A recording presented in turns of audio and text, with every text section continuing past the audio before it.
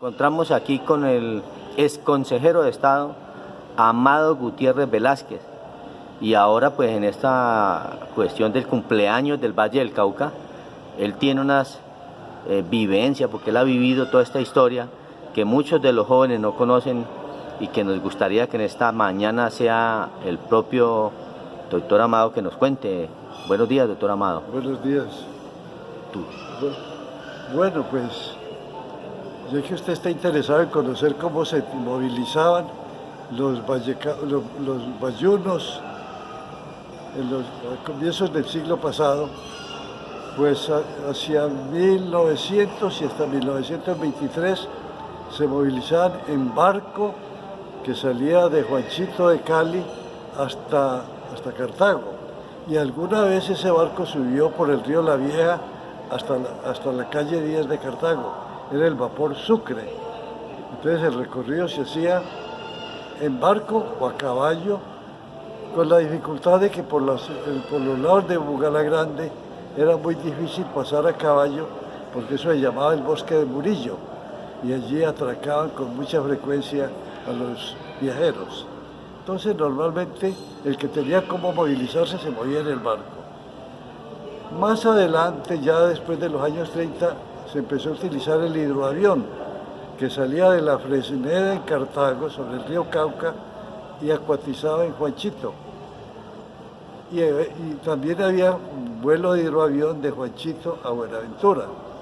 Entonces uno podía hacer el recorrido en avión por allá en 1938, desde la Fresneda en Cartago hasta Juanchito o hasta Buenaventura, en hidroavión. ¿Cuánto valía el pasaje?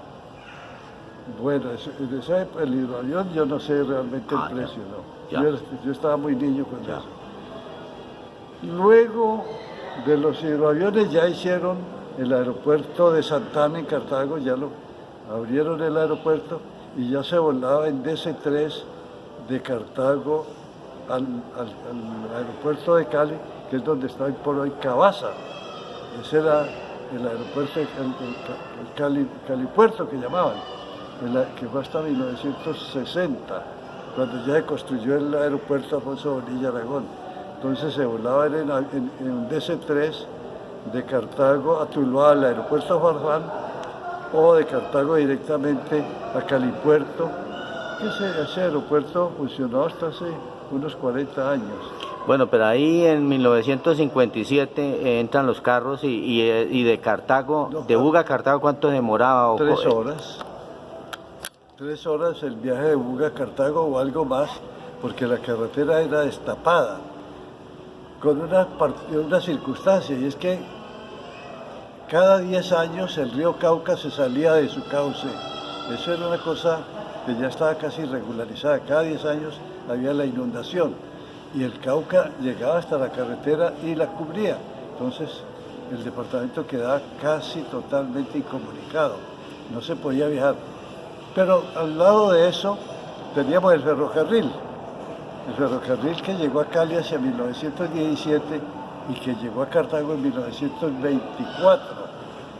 Entonces el que no utilizaba la carretera, porque definitivamente era muy difícil, utilizaba mejor el ferrocarril, y había un servicio que llamaba el de los autoferros, que era maravilloso, porque uno salía de Cartago en el autoferro y llegaba a Cali en 2 horas pasaditas. Ese era un aparato muy rápido, el autoferro.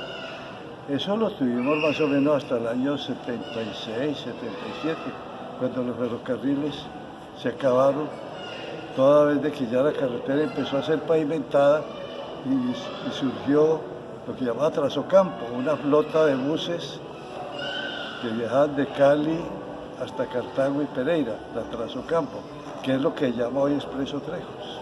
Bueno, entonces aquí el doctor Amado Gutiérrez nos ha contado cómo se transportaban los vallecaucanos y que esto calza bien con el cumpleaños del Valle del Cauca. Muchas gracias, doctor Amado. No, a ustedes por el interés que puedan tener en estas historias de viejo.